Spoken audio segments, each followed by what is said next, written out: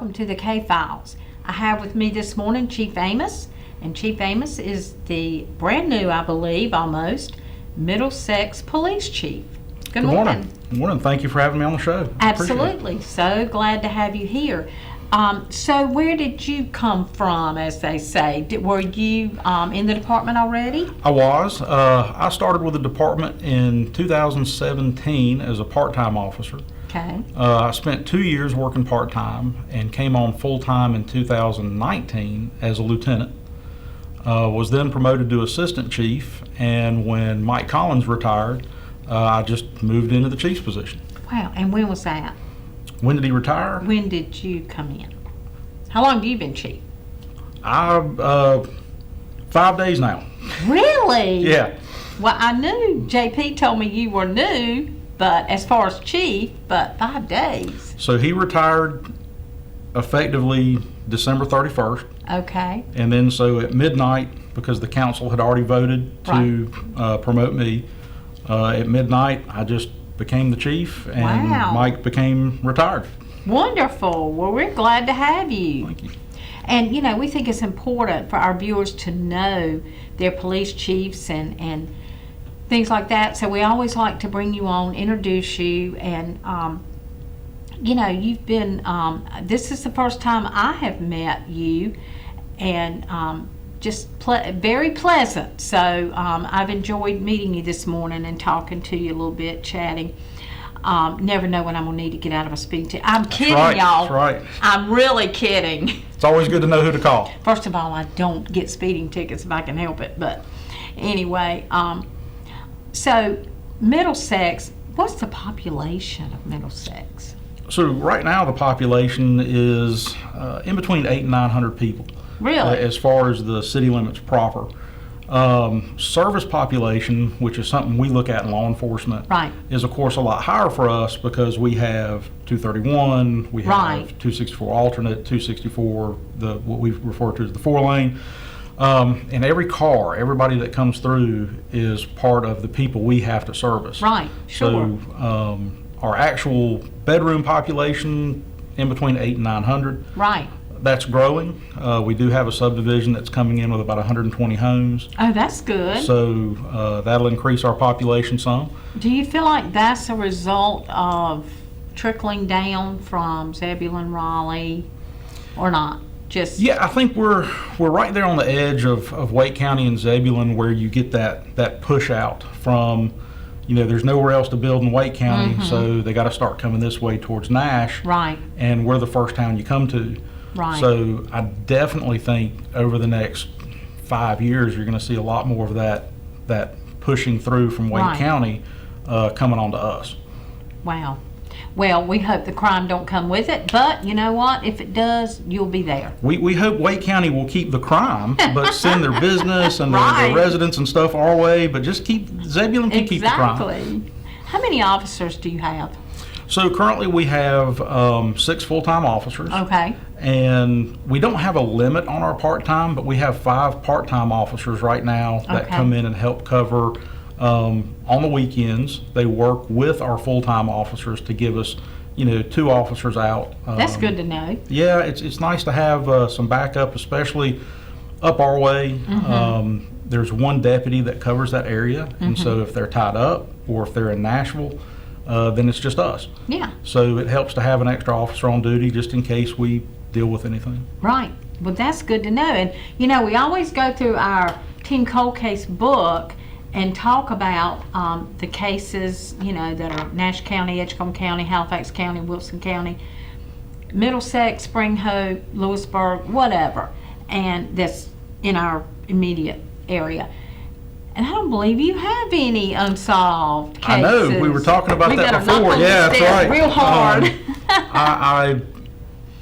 I'm very fortunate that most of the stuff we have ends up being in the county. Our area has very little violent crime, even in the county areas. Wow. So we're very fortunate. Plus, we're fortunate enough to have 24-hour police coverage. And we kind of feel like that helps keep some things out of town. Yes. Back when the county was having a lot of the catalytic converter thefts, we didn't have any. And it was Wow. because we 24 hours have somebody riding around that town, and you break out that buzzsaw, well, we're going to hear it because Wow. Middlesex isn't that big. I'm going to hear you doing it. So I think that really helped us out a lot. So is Middlesex like one of these towns that everybody knows everybody? Do they look out for their neighbors there really well or not? As far as looking out for the neighbors, yes, definitely people will call us if they see something. As far as the small town part where, everybody knows everybody, Right, the majority of people do know people around them, Right. but you're starting to see the same thing you see in any community where new people move in, Right. and then they don't socialize as neighbors. right. But they will still call if they see something, Mm-hmm. but it's not the same as where you go up and you say, hey, do you know so-and-so down here? Yes. They don't. As we get newer, younger residences, you see that kind of going away. Oh, yeah. Well, we talk about on this show all the time because, of course, we solicit for tips and try to get the public to help because there's nothing like public input when it comes to a case. I mean, they can really help to solve a crime. And, most of the law enforcement that comes here says somebody knows something about every case. You know something. They do, especially nowadays with cell phones. Somebody's probably got a picture, or somebody's got Yes. a Ring doorbell camera that caught a car going by, and you just may not realize it. Mm-hmm. The other thing is most criminals, they brag. yes. Someone's heard them say something, or passing it down the line where they said so and so may have said something, and yeah, those are huge factors in us being able to solve cases. Mm-hmm. And we tell everybody no tip is too small. If you think, oh, well, that car was just riding by, they don't need to know that. You don't know. That could have been the lead, the tip that the police need. Absolutely, because a lot of times we may have information that we don't release to the public. So while that vehicle may have seemed insignificant to you, we already know we're looking for that. Right. And so finding out where it went or being able to track it is huge in working on a case. Right. And, what we do here, I don't know how much you know, you're the new chief, so you may not know that we have a pot that is up to $15,000 right now. We have fundraisers to put money in the pot so we can pay you for your tips. And folks, I'm the treasurer. I write the checks for the organization. I promise you, if you give a tip that leads to something, law enforcement will value that tip. They'll tell us how valuable it was to that case. We will pay you, and we will pay you. I go to the bank, I cash the check, I give you cash.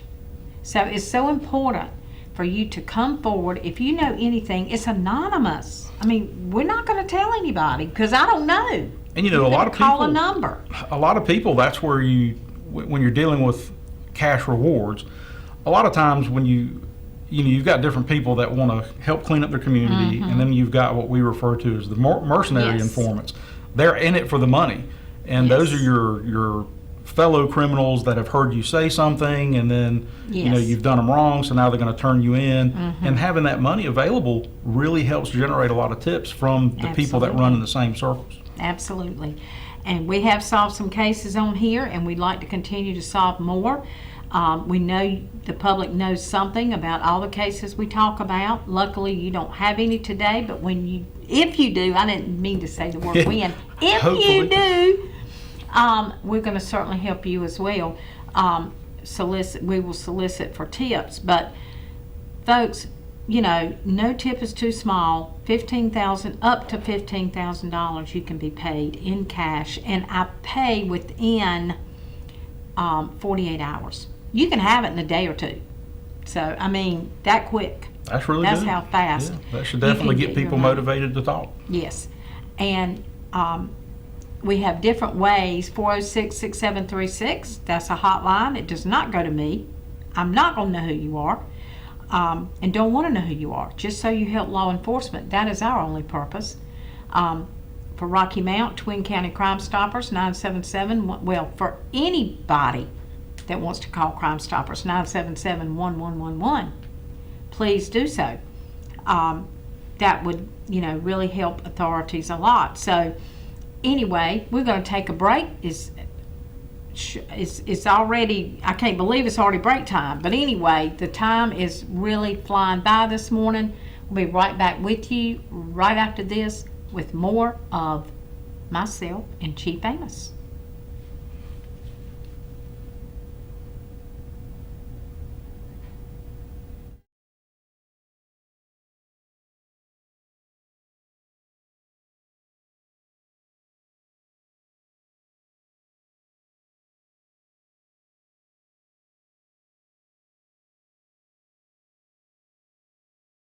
Your community takes a community. Thanks to your generous support, the Nash UNC Healthcare Foundation has launched initiatives like the Community Paramedic Program and the Inpatient Food Pantry that ensure the best possible health outcomes for Nash UNC patients, even after they leave the hospital. Through your continued support, we hope to expand these programs to serve those who need it most. Help us help our community. Visit nashuncfoundation.org/donate. Make any day special by coming into Ribeye Steakhouse in Nashville. Come on in and enjoy our legendary tender and juicy Omaha Angus ribeyes. And try and share our seafood entrees, your choice of shrimp, flounder, or oysters. And especially don't forget our famous salad bar with all your favorite fixins. If you want to give that someone special something to revel in, Ribeye's gift certificates can be made to order. And as you're looking for somewhere to host a business meeting or special event, you can reserve the Angus Room. Ribeye Steakhouse of Nashville, over 10 years of great food. We're in our 18th year of practice at the Hammer Chiropractic Center, and we've seen over 15,000 different people in the Rocky Mount area. 40% of headaches actually come from a neck problem. Many patients come in taking multiple aspirin, over-the-counter medications and such a day, and we can get you to stop doing that and actually fix the problem so the headaches don't arise anymore. A lot of people think chiropractic hurts. It does not. Most of the people come in and they feel great when they leave. Why buy from Don Bullock Chevrolet? What we do it better for you, like the Lifetime Care Promise. Just drive into our service department and we'll top off your fluids and oil, check your tire pressure, all while you remain in your car. And in less than 5 minutes. Plus, it's free. Don Bullock Chevrolet is a full-service dealership with service, parts, and collision department. Let our knowledgeable and friendly staff help you. On-site, third-generation owned and operated for 105 years. Don Bullock Chevrolet. I'm Daniel Moss, owner of Cornerstone Funeral Home, and I'd like to invite you and your family to give our family an opportunity to serve you in your time of need.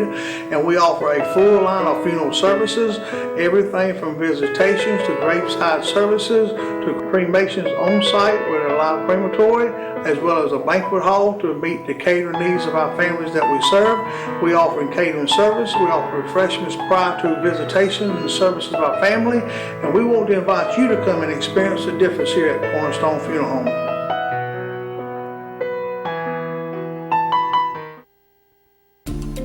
What is the Davis Furniture difference? The difference is we buy with you in mind. For generations, we have listened to our customers.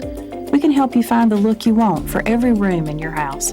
Quality, style, color, and of course service. Follow us on Facebook and Instagram. Davis Furniture, the family business where we treat you like family. Let us help you make your house a home. Davis Furniture, historical downtown Rocky Mount, on the corner of Hill and Main.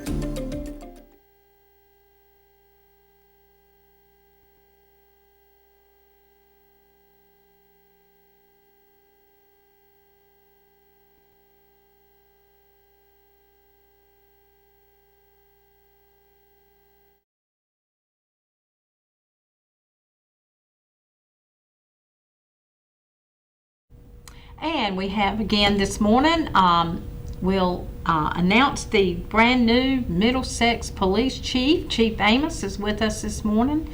Congratulations on your new position. Thank you. I appreciate that. Yes. What are some of you've already worked in the department, so what are some of the cases, a couple of the cases that, have y'all had any murder cases?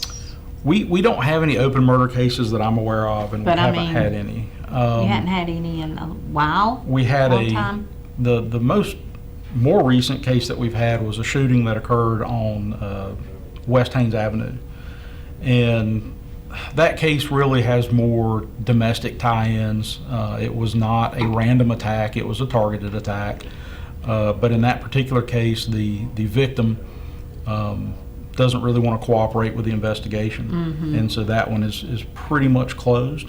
Yeah. It's a situation where we feel pretty confident we know who committed the crime. Right. But without the cooperation of the victim, it makes it very difficult to solve. You know, we had one like that, a Wilson case like that. They couldn't, the victim just would not. So if the victim doesn't cooperate, that just makes it so difficult. It does, because your victim is your key piece of evidence in any crime. They're the best Yeah. witness. They generally know when it's a targeted attack, they know who did it, and they could just simply tell you. And when they don't give you that information, of course, it makes it harder. On the other side, if you do build enough evidence to charge someone and the victim doesn't cooperate, getting them to court, getting them to testify, Yeah. getting them to say what they know in court, you're more than likely going to lose the case, even if you're able to build enough evidence to charge someone. And is it fair to say the longer a case goes, the less chances there are?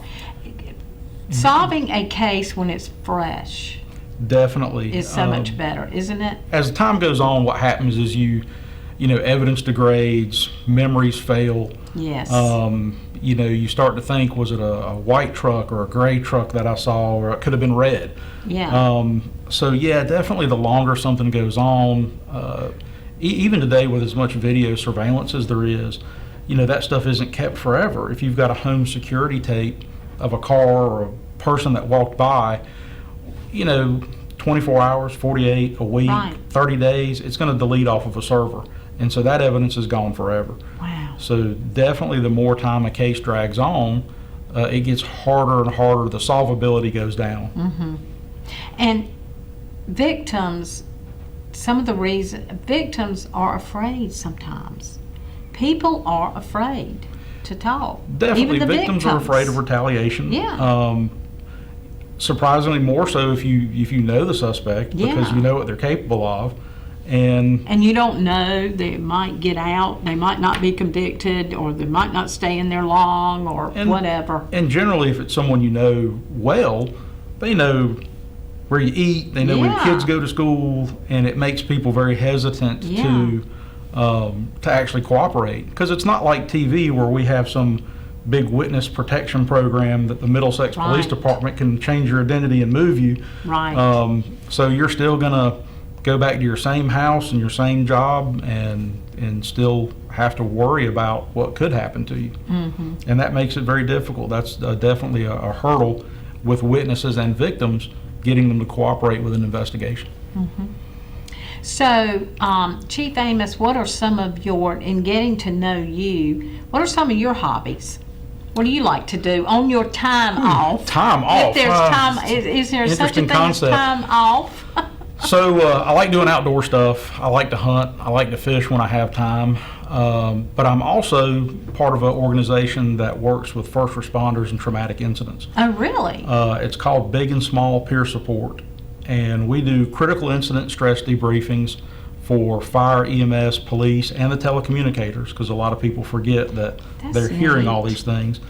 And we do counseling. We go in when there's been a traumatic incident, and we talk with everybody involved and get them through those really tough calls that they have to deal with. And we do it as groups, and we do it as individuals as well. Wow, that's neat. So what area does that encompass? Anywhere someone calls us, we go. But we have generally worked Franklin County, Granville County, Nash County, Vance County, and recently we were in Warren County, where they had a deputy die in a car crash. Right, yeah, I heard about that. Well, that's a great, now what's the name of the organization again? It's called Big and Small Peer Support. Wow, that is really, really neat. I didn't even know it existed. I'm so glad you brought that out. We incorporated it a little over, I think this is our second year of actually having a group and a board and doing it as a nonprofit. Right. No board member receives any compensation. Everybody is police, fire, or EMS. so we're all in the same field. It's first responder mental health is something that just doesn't get talked about a lot. I'm And, sure, yes. especially, this is my 27th year in law enforcement, and back when I started, it was, if you can't handle it, get out. Wow. And we've made that shift to now being able to talk more about things and work through them instead of just trying to suppress them. Yes. And then you have that traumatic buildup at some point. Right. So, Well, yeah. they don't want to say now, if you can't handle it, get out, because it's hard enough to recruit. Yes, it is. You don't want to lose We don't want anyone to get anybody. out. You don't. Everybody, every department is hiring. Everybody's short. We have one opening right now in our department. Yeah, I was going to ask you that. I'm glad you brought We that do. We have one opening for a patrol officer. But it's tough because, nowadays, nobody wants to do police work anymore. up. Right. And Right. with a lot of the stuff that goes on and the media coverage, it's hard to blame young people to not know. want to get in it. It's changed That's a lot true. from back when I was 21 Yes. to now. Right. It's a whole different ballgame. Well, we appreciate your officers and your department and what you all do. We appreciate all the law enforcement. We always and, appreciate the support. we try to definitely bring that out as much as we can, because it's sometimes thankless. It really is. Can be. It can be. So tell everybody how if somebody's interested in applying, how can they get in touch? So with us, if somebody's interested in the job, we advertise on the North Carolina Justice Academy website and their job bank. We have it on Indeed.com. They can also message us through the Middlesex Police Department Facebook page, or they could email myself or Lieutenant Vesh, who is the new lieutenant with the police department. And our information is, of course, on our Facebook page as well, of ways they can get a hold of us. Okay. And something else I was going to ask you about numbers. I don't know what it was now. But so this is for a patrol officer, opening for a patrol officer. So if you are interested, then please contact the department through any of Definitely. the sources that Chief was just mentioning. They'd be glad to talk to you, I'm sure. So thank you for coming this morning. Thank you. I appreciate it. I had a lot of fun. Yeah, and glad to have you on, and we'll have you back, hopefully, to talk about some good things. And I did want to mention now, Middlesex has the Night Out Against Crime every year. That's such a bash. We talked about it last year. JP has been for many years, and I believe, and he said it's just the greatest. Y'all have one of the greatest night outs around for such a small town. We It's do. We have a amazing. wonderful turnout. The citizens and businesses really support us. Yeah. So it makes it a great event. We're absolutely going to be doing that again this year. Is that in October? When is it? It's in August. August. We set our date off just a little bit, so we're not competing with bigger departments. Okay. We've had some people ask maybe move it to September when it's a little cooler. So we'll look at that when it gets closer. But August, September, we will definitely be doing it again. Okay. Well, that sounds good, and congratulations for the good job y'all do with that, because I think it's good that folks can get out and meet, and kids especially, meet police officers and know that they're good people. They're good people. They're not the bad guys like they may see on TV. So I think it's a really good thing that they do.